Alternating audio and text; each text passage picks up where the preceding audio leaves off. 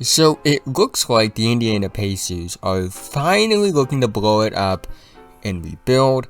In this tweet by Sams, it says the Indiana Pacers are moving toward rebuild, receptive to trade talks centered around Caris LeVert and either Domantas Sabonis or Miles Turner, who are their three biggest real assets, to be quite honest with you, and three pieces that would have made them, a decent playoff team. And, the Indiana Pacers are a team I felt for a while now. We're kind of stuck in no man's land.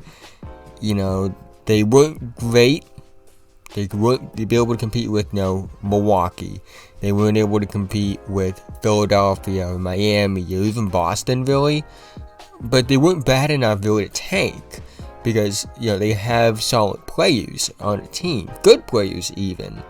And I do think now they're realizing that they should move off of these solid to good players in order to fully rebuild. Because it's kind of hard to tank when you have, a decent amount of players, but they're kind of stuck with these players that are good, but, they aren't going to take the team to the next level. So you look at the Indiana Pacers, obviously 10-16, 13th in the West. I thought going into the season they could be a playoff team. I thought they could be a team that makes maybe a run for a top 5 seed and more likely a playing team. It's early, maybe anything's possible, but again, it looks like they're going to blow it up. I thought the recent draft pick, Chris Duarte, was an indicator of they're still trying to compete. Because Chris Duarte, when you draft someone like him, especially in the lottery, you expect him to contribute right away, and it really is a win-now move because Chris Duarte is 24 years old. He is a very old rookie.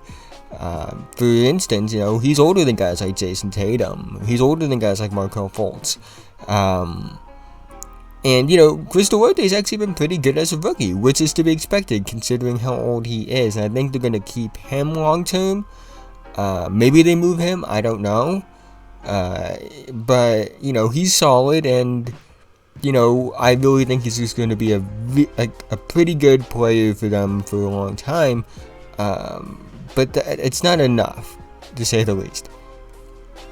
Obviously, the biggest name that's likely going to be traded, or at least talked about like he's going to be traded, is Domantas Sabonis.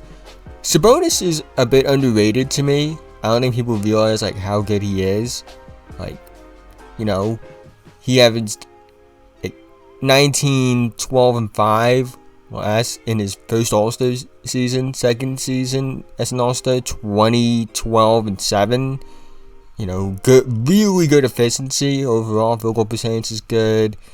True shooting percentage is really good as well. He hits his free throws at a decent rate. Not a great shooter, but not a bad one. Pretty good passer as well. Having a bit of a down year this year compared to his first 2 years as an All-Star, but nonetheless still very good as a player. And he can bring value to a team. As I don't know if he's ever the guy on a team. I don't ever think he will be, but I do think as a third option maybe he would be awesome.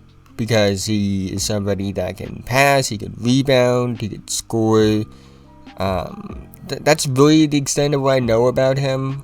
There are people that I do know that you can go and talk to or read articles about that know more about Sabonis and the Pacers in general. Mark Sandler's my guy. Go follow him, I guess. Not I guess. Go follow Mark Sandler. Mark Sandler was an excellent basketball content creator that used to follow up. Link his Twitter in the description and the pinned comment. So you can go follow him. But, he's going to be moved. What could he be moved for? Maybe he even gets moved to the Warriors. So, they'll package young guys like James Wiseman, Kuminga, whenever he's available to be traded. Moody when he's able to get traded. Although I do think if they wanted Moody, they should have just drafted Moses Moody. That's besides the point. Then you move on to the second guy that's really talked about in trades, which is Miles Turner.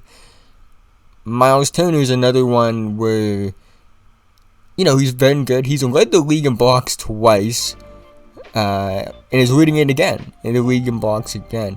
Not really like a big indicator, like, oh, he's like one of the best defenders in the league, but I do think there is a lot of stuff he can do defensively. Again, I'm not the most knowledgeable on the Pacers, so if somebody notices that I'm saying something that's wrong, let me know in the comment section below. But you know, I always felt like with Miles Turner, we were always just waiting for him to break out. Like, he was good as a rookie, really good year 2. Like, he showed signs, like, he showed improvement. Like, again, after a rookie season where, you know, he was really productive in a decent amount of minutes per se, and then he kind of stagnated a bit. He never really, like, reached the heights that we thought he could, but he's still been, like, a good player that's worth trading for, because he can stretch the floor a bit, he can block shots, you know, he can just do a bunch of stuff like that. Again, I'm not gonna act like I know the most about the Pacers, but he is someone that teams could use per se. And then the final piece is Caris LeVert. I will admit I'm higher on Caris LeVert than most people, it feels like. Obviously had that awful situation involving his health. He's luckily been able to recover from that. But maybe it's just biased because Caris LeVert like dropped 51 points in the second half of my team or something like that. But I think he's been relatively good. I think more microwave, like off the bench kind of scoring, which is fine. Which I think is, again, fine for what he is. But, you know, a team could use him as well. Even though I think of the 3, he's probably like the hardest to like, gauge like what a contender would do with him. Because like Miles Turner and Domantas Sabonis, I feel like definitely with Miles Turner, you can plug Miles Turner in and he can fit on a contender. Sabonis, it's gonna be harder to find a fit, but I do think there are fits for him on teams. But Caris, like, he's likely coming off the bench for a contender. But, you know, again, and also health has been a big concern with Caris LeVert as well. He's never really been healthy since his second season. So there is that. But those are obviously the names that are likely to get traded. I think Indiana should just blow it up, start over, get their new franchise centerpiece. I know they thought they had it with Victor Oladipo, and I thought they had it with Victor Oladipo. Victor Oladipo's first season in Indiana was incredible. And then the injury, obviously, that kind of just like derailed him, and then he never was able to get healthy again, and obviously he's barely holding on anymore. But, you know, I don't know how the Rick Carlisle handle. I don't know what I'm saying.